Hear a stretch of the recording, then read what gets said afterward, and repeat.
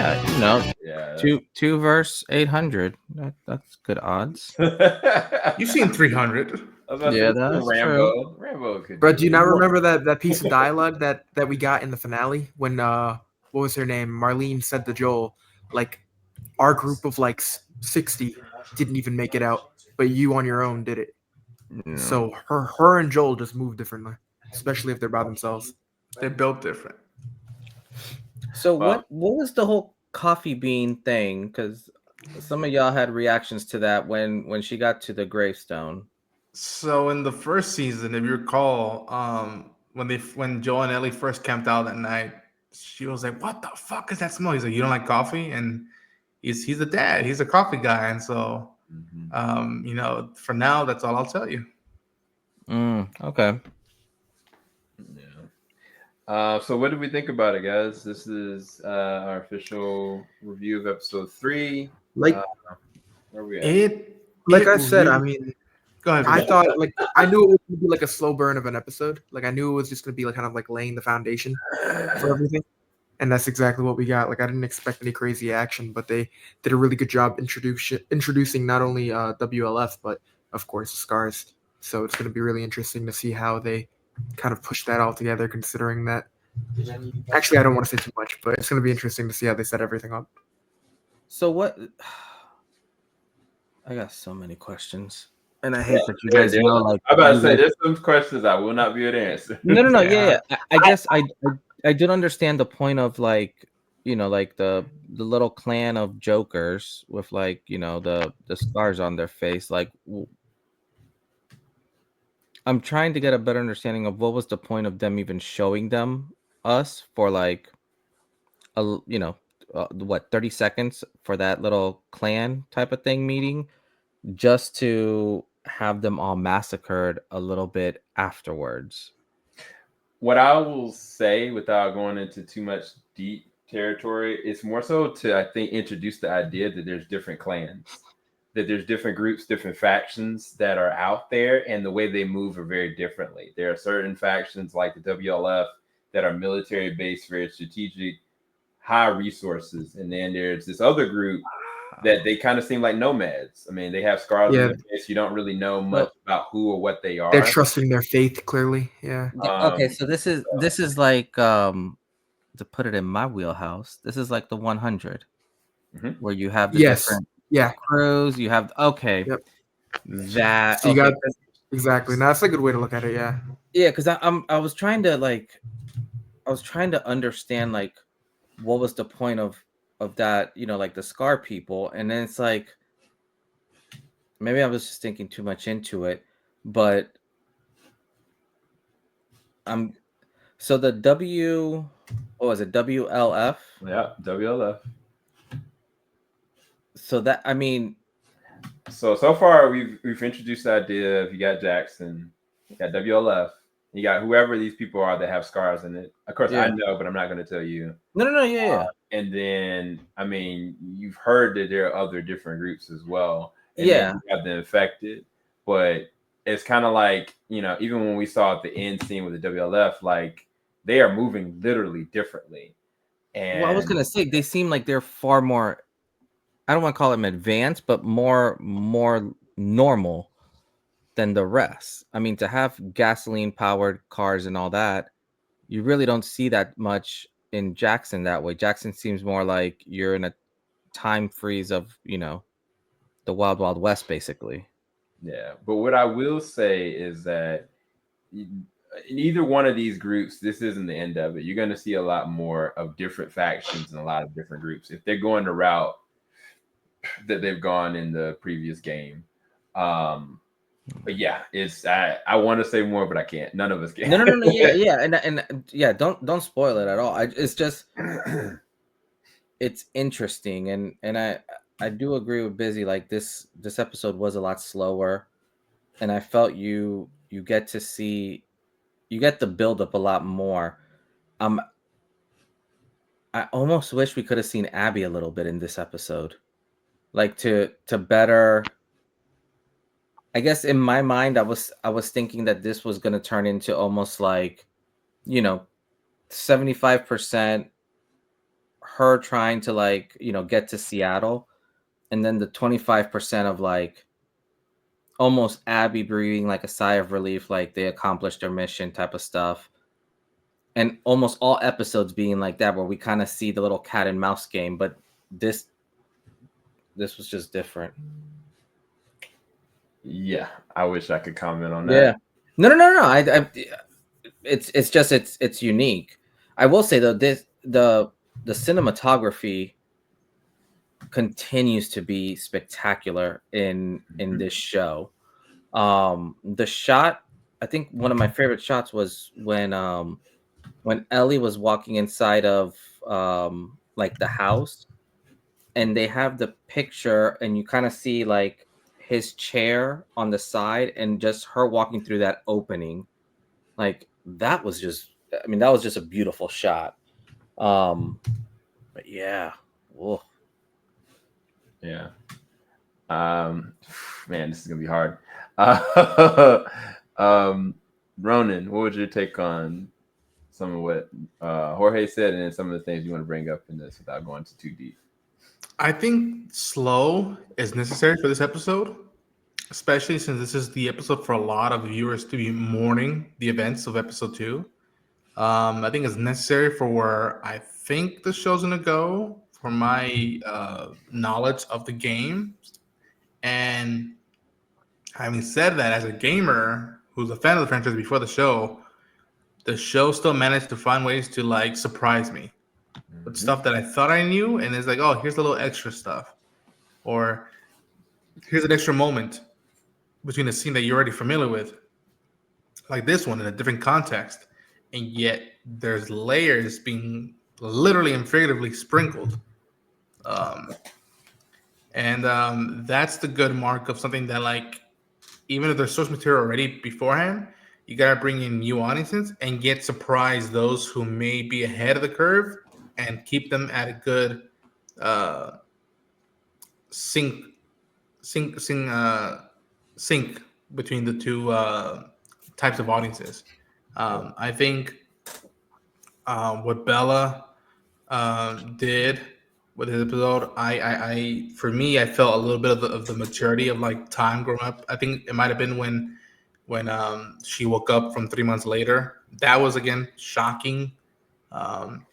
Seeing the perspective that Tommy's leaning in, I could have swore I saw a little bit of burning fire in Gabriel Luna's performance when he's trying to water Joel's body. Like I felt a little bit of the fire of that little brother watching his big brother on the table.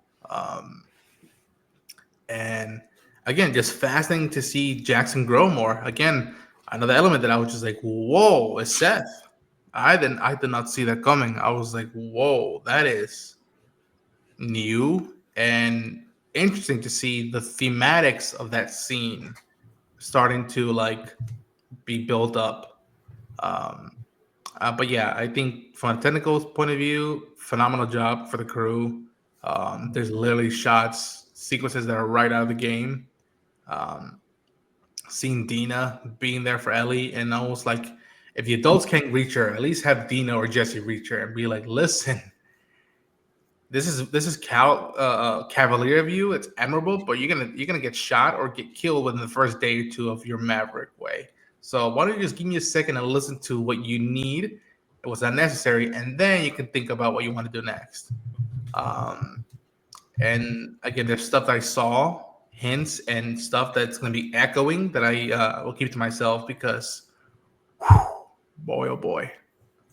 Yeah, I think I want everybody to kind of comment on this. I want to give Jarrell some time and Jorge as well. But this scene right here, right? Like the lead up to this scene, I mean, you brought up, what Tommy was doing when he was cleaning the body. That hurt me, to be honest with you, because we don't get that in the game, right? But with this scene specifically, she is woken up, and the way that Bella handled it, she handled it masterfully because she wakes up, and the first thing she is seeing is him dying, like immediate PTSD. And I didn't even realize how damaged that she actually was physically. But like we were wondering, like, in the trailers, what was it that made her be screaming like this? but the way that they executed it was masterful, because from that point, we see Ellie from this point all the way up until they leave, just lying to everyone. Captain O'Hara hit the nail on the head when she was like, she's a liar. Like, she's an absolute liar. And the only person that she wasn't going to lie to is gone. She couldn't even say his name. And it was crazy because Ellie did everything she possibly could in the nicest way possible to get what she wanted. And it just didn't work.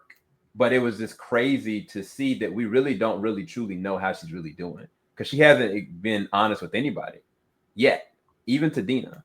But I wanted you guys' perspective on the beginning of this episode versus the latter half, because the beginning of it, it was just kind of like leading to this boiling point once they made the decision that they were not going to move on to bring these 16 people to go and avenge Joel. But I was curious y'all's perspective on it. And Drew, I'll let you go first because everybody's kind of gone a turn. So what am I mainly answering? What my general thoughts? The difference between the beginning of the episode transitioning into the second half, because the second half is them pretty much out and about, but this whole entire time is the Ellie realizing she's going out there. The build up for that. Mm-hmm. What was your thoughts on I mean, my main takeaway of the episode so far, I mean, there's obviously a lot of connections to the game, but I mean, for me, this episode's hard because even if I never played the game, I haven't really like recovered from the Joel moment. So I feel like a lot of this would be hard for me to stay attached to. Like when I was going to the game, I was just wanting to rage quit the game like quite often. So there's very little in this episode that I mean, I suppose like all the Dina and Ellie stuff is great, but even then it's just like, Jesus, why am I still watching the show? Why am I supposed to care about these, like, you know, these new random fractions, you know, Wolf and these Scars people, you know? So I don't know. That's the main thing in my mind, at least. Solid acting, though. I'll give them that. I don't know if that really answers your question, but yeah. It did not. It seems like you're still traumatized. It's fun. It's fun. It's where I was at with the game, so it's fine if you're still busy. What's some of your thoughts? So I mean, starting off obviously right from where everything kind of went down was what I expected, but then the 3-month jump kind of threw me off after that. But I think like from them having that scream kind of be the setting point for the episode, and then we jump to the kind of like the title card, it was extremely interesting. And then after that is when we kind of like dive into the coping of it all. And she's obviously had time to kind of like think about things, because 3 months is a long time. But to see how everyone's kind of talking to her and how they're kind of like explaining like how she should go about doing things was something I really liked, and especially the council meeting leading up to that, which I thought was extremely well handled. But again, I knew this was going to be a slow burn and like kind of work on characters specifically, but diving into one of the biggest, I guess, turns for me was Seth's character. Seeing that old dude who, you know, was kind of a pain in the ass be the main person that's kind of like pushing her up. So of course that being the main factor for her to get out of Jackson and for her to get, I guess, that vengeance was pretty interesting. But I just know the next few episodes are going to be a lot more hardcore. But the actor that plays Seth, of course, I'm a fan of him. I mean, I'm a fan of Person of Interest, and the guy usually plays dickhead characters, you know. So to see him playing a character like this, and then for them to give his character a little more, I guess, freedom, a little more development, because in the game this dude did not have, he didn't have the they didn't give him this much time, you know. They didn't give him that turnaround. Like, they gave him the apology, but for him to be the one and the reason, the person that's speaking out, the person that's giving them the push to get out of Jackson, is a really, really interesting for me. And I do like what they're doing it feels like Jackson's more included here, like not just the people, but of course, again with the attack in the last episode, and I don't know. I feel like they're doing a really good job with just making it feel more fleshed out. Is that the right word? I don't know. They're just doing a really good job with just individual little characters, not just focusing on Ellie, focusing on characters like Dina and Jesse, and I'm a fan of that. Yeah. Jorge, It's you got- not. Oh, sorry. Go ahead. What's up? No. I just realized like you were just wondering about like just the differences between the show and the game. No, we were just talking about transition, like because the whole point of the opening is really getting her to the point of trying to get out. Like she knows what they did and she's trying to get out, but she's lying her way through it. And then they're transitioning different characters that are trying to push her or put her down. And there's certain people that you just don't expect, to have her back. And then other people that, even if you want to, me being transparent on my side, if looking at it from this way, if Tommy wasn't physically there, I don't really truly know how Tommy's coping with it. He's playing it safe because he is one of the council members. He is one of the leading people. But even when everybody was kind of advocating whether or not they were going to take the 16 people out there, you can tell he's pissed, but he's kind of holding it in. And much like Ellie, we don't know how either one of them are really dealing with this. But I love that there's a slow burn of progression to get us to where we need to go next. But yeah, just using Tommy as an example, I kind of was thinking Tommy would have done more, but he's sticking to his conviction, so he's not. And like he said, Seth being the person to advocate for them to do that, I never would have expected that. That is a very huge difference, but it is something that they did more with them. But they did the same thing with Dina, in my opinion. Like this episode, Dina, she gave a lot of exposition when it came even just to Jesse. That small little moment in the tent talking about who Jesse is and how he's always sad all the time. Like, I hope it's something different.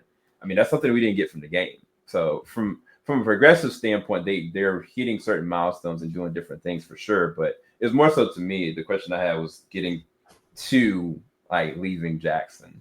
Yeah. But yeah. And I like seeing Tommy talk to I keep forgetting her name, but Captain O'Hara, I like this character. Gail, I'm pretty sure. Yeah.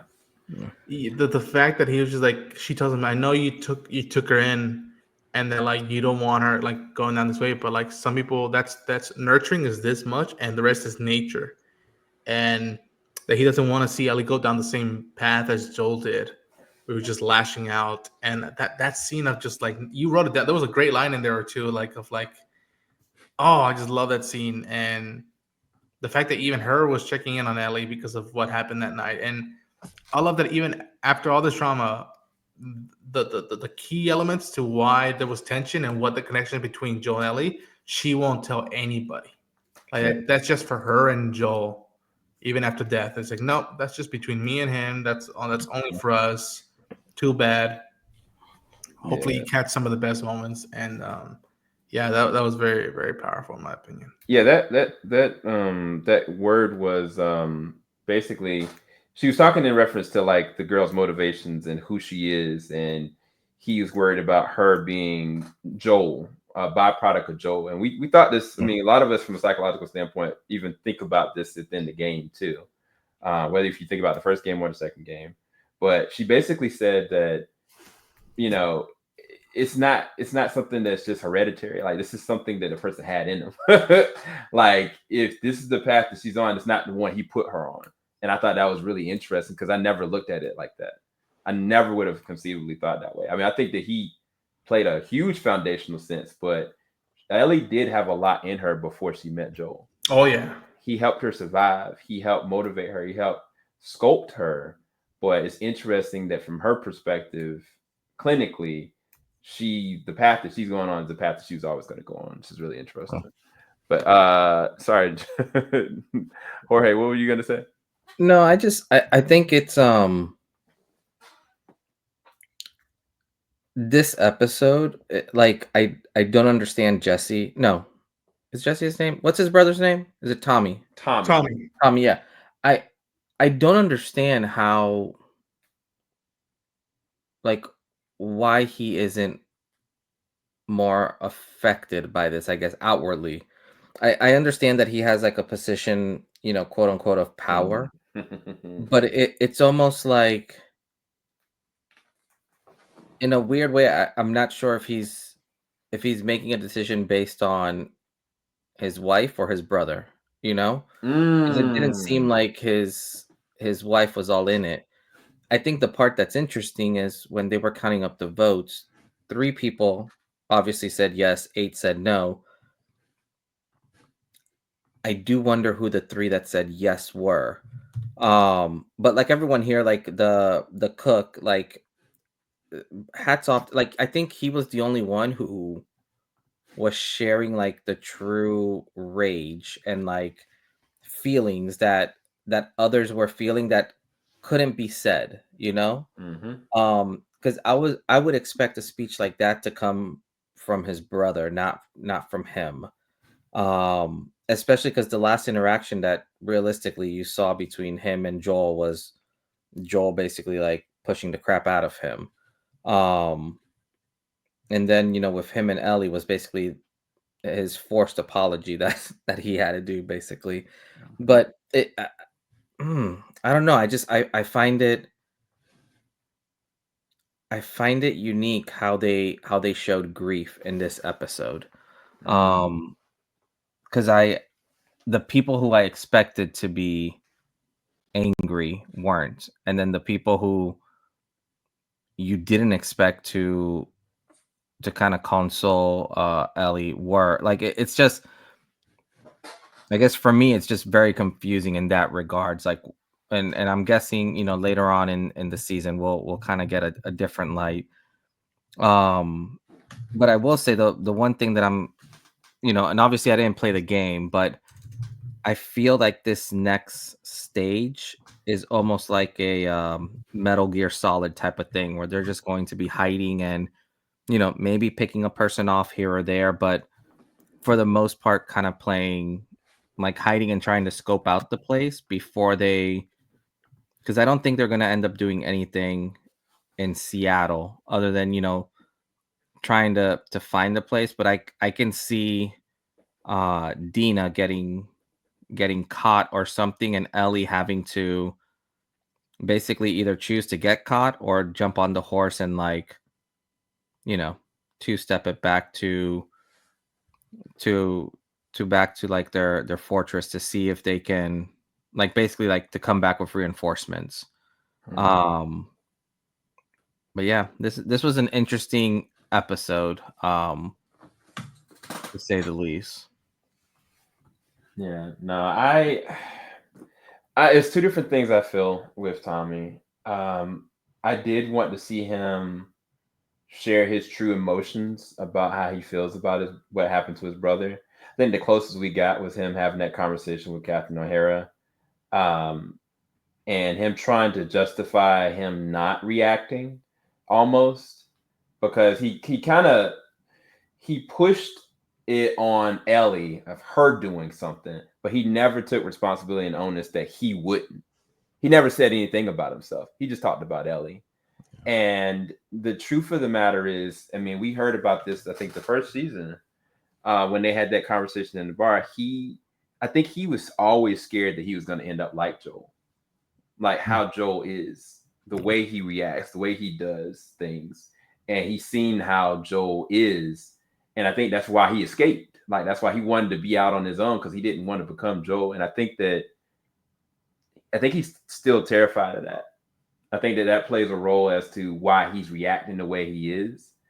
Because truth be told, I'm really curious to see how they pull his character from this episode.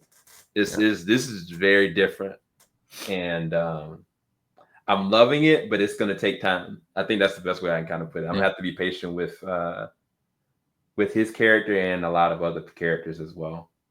And who's the what's the Asian guy's name who was on the council or who like Jesse? Jesse. I see, and maybe it's just the way that I'm thinking too much into it.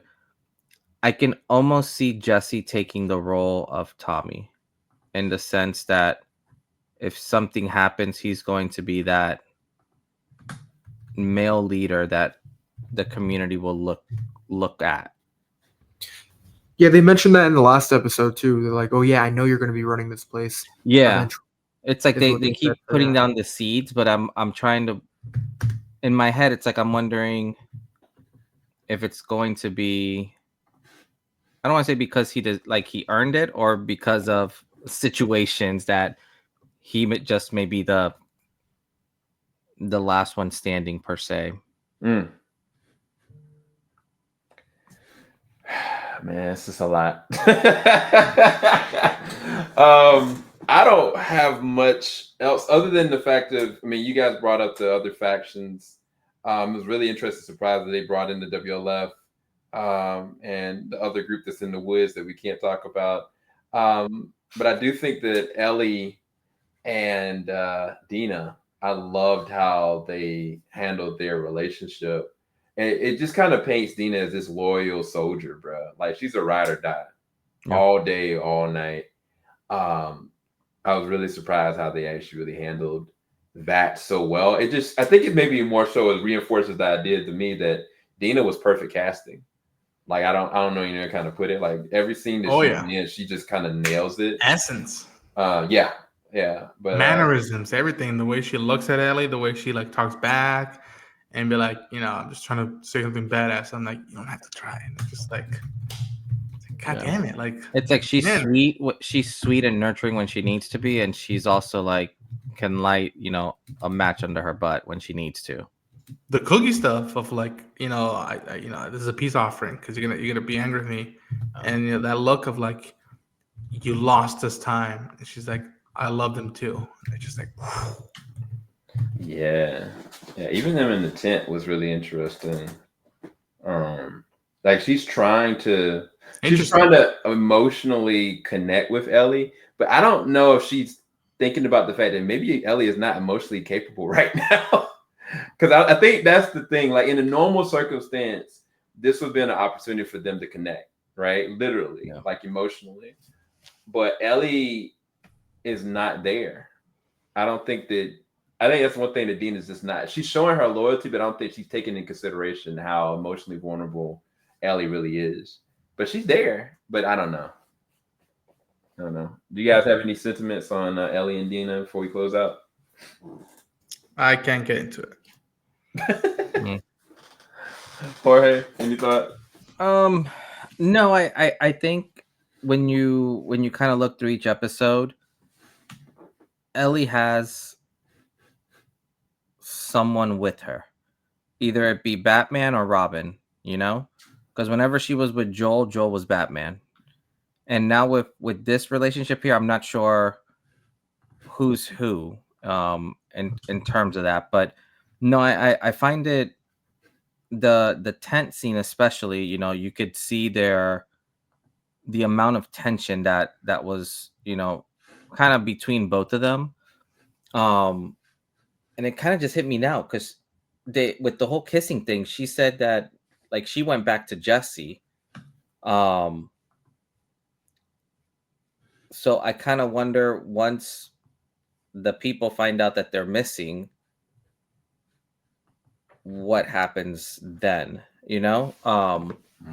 So that'll be an interesting thing, because and that actually could be how Jesse and Tommy end up going to save them, and then Tommy, you know, getting hurt or killed or something.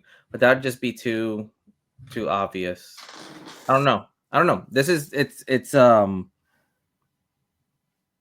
it's neat because you guys know what's going to happen, and it's still exciting for you guys, and I am completely blind here, trying to go into it, but trying to kind of see how the story should, or how I would like the story to play out. But then again, I never expected to see, you know, Joel get offed in the second episode. So Interesting.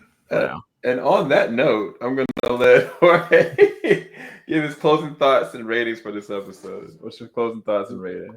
Yeah, no, I mean, I think this was a slower episode. So like if I had to grade this one, it's not going to be as high as the other two, because the other two were just too much. I would say this is a solid B. It was great storytelling. In a weird way, I'm kind of happy that there wasn't that much action in this one, because you almost need to build up a little bit after the last two scenes, or two episodes, I should say. But no, overall, I mean, like, this is like, I'm trying to picture myself as like a young kid playing this game, and like, this is wild. Like, I truly understand, like, seeing some of y'all's emotions while watching it. It's almost like you're reliving like some crappy parts in games. But no, so far, I mean, I'm really excited to see where this story goes, and how they continue, like, sucking you in, because right now it's like, I'm very amazed that even on a slow episode like this, how much information and how much more they're leaving out, where someone like me who's never played the game is literally sucked in and trying to figure it out. And then people like you guys who know what's going to happen, they're still feeding you guys little, like, peekaboos and little Easter eggs and little nuggets to keep you guys also, entertained. So to me, that kind of goes to show, almost like what you were saying earlier, Ronan, like, even though they have the source material, they're still taking a little bit of liberties, but in all the right ways. So yeah, no, for me, I'm solid B, maybe B. Yeah, I'll say solid B. But great episode so far. Like, I'm really enjoying it. Yes, sir. Busy. Closing thoughts and rating. So I think it was a great setup again for what's to come. I didn't expect it to be crazy, but again, the development of some of these characters, it was fantastic. But overall, I'm gonna give it an A-, and yeah. Yes, sir. Jarrell, closing thoughts and rating. Rating, I don't know, probably like an 8, or like I don't know, like a B-, I guess, your guys' letter grade, something like that. Closing thoughts.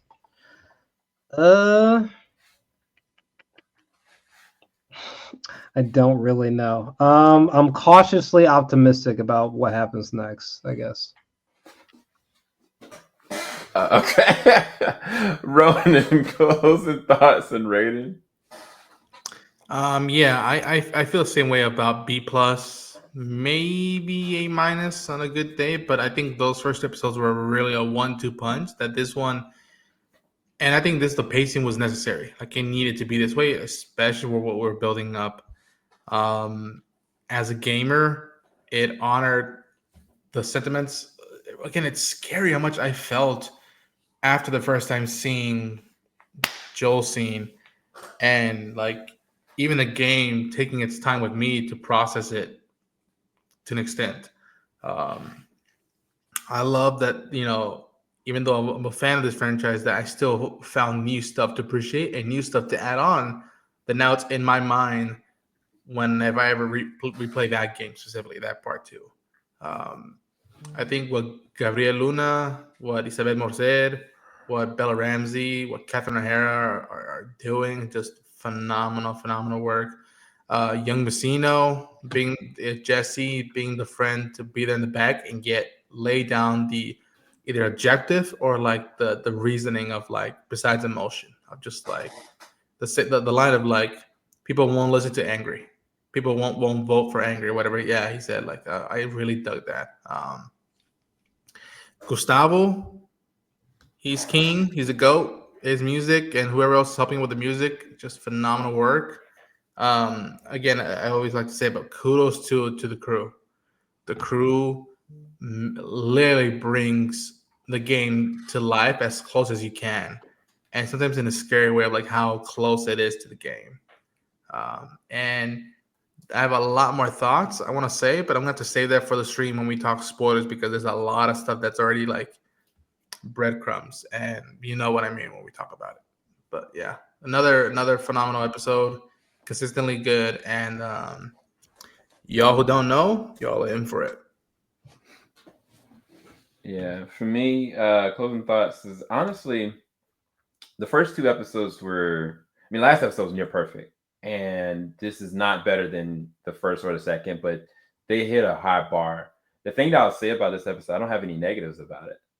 Like this episode had the opening 2 scenes for me was watching Tommy get to bathe his brother's body and giving him a send off, like say hi to Sarah for me, like, and then to watch Ellie wake up and to have full PTSD of what Abby did to her lays a foundation of what's going to always be in her mind. That's not going to go away, no matter what she does. Everything else is kind of built up to where we got to go. It's the building blocks for it. But this is nothing less than an A- for me. Like I don't really have any negatives about it. And they set up quite a bit without being overly exposition heavy, while at the same time giving us still great cinematography, great dynamics, and developments that I didn't expect, even being a gamer. So it's an A- for me, for sure. I don't really have any negatives about it. But you guys, we will be back. Please go and check out our Bottles and Bricks reviews, because those are going to be crazy. It's like a random bug in my house. We're going to go. I'll talk to y'all later. Thank you guys so much for watching. Peace, people. Filing out the top of I can see the skyline, 50 mile radius on my timeline. Ain't nothing on my mind.